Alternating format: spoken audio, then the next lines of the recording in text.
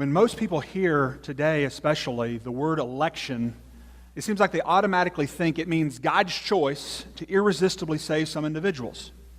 I give it to the Calvinists today.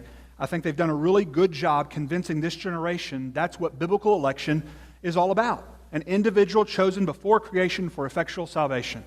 Yet, this individualized interpretation of election, according to even well-respected Calvinistic historians like Lorraine Bottner, teach that this wasn't clearly taught until Augustine, who doesn't even teach this view of election until the 5th century. In other words, the way many people understand election today is not the way it was understood throughout Old Testament times, the New Testament times, or any time until a former Gnostic Manichaean philosopher from Africa who did not know Greek came along 300 years after the time of Christ to systematize it for us.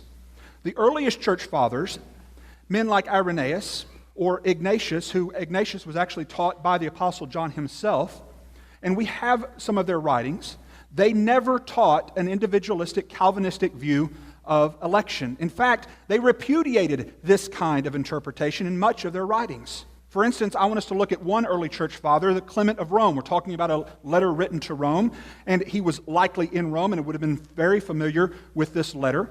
Clement is actually referenced in Philippians chapter 4, verse 3. We're told that the Apostle Peter himself likely commissioned Clement, and he followed Peter probably sometime as a bishop there in Rome. So it would be good to know what a first century person of the first church, an early church father, thought on this subject. Well, we don't have to guess. We have a lot of his writings. I picked a short quote just for time's sake. He wrote this: "It is therefore in the power of everyone, since man has been made possessed of free will, whether he shall hear us to life or hear the demons to destruction."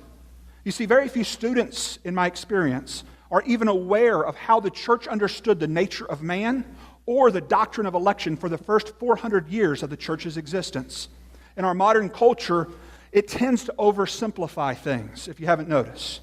Many of us talk about election as if it's only one choice that God's made. The choice of one individual or a group of individuals before the foundation of the earth to be effectually saved.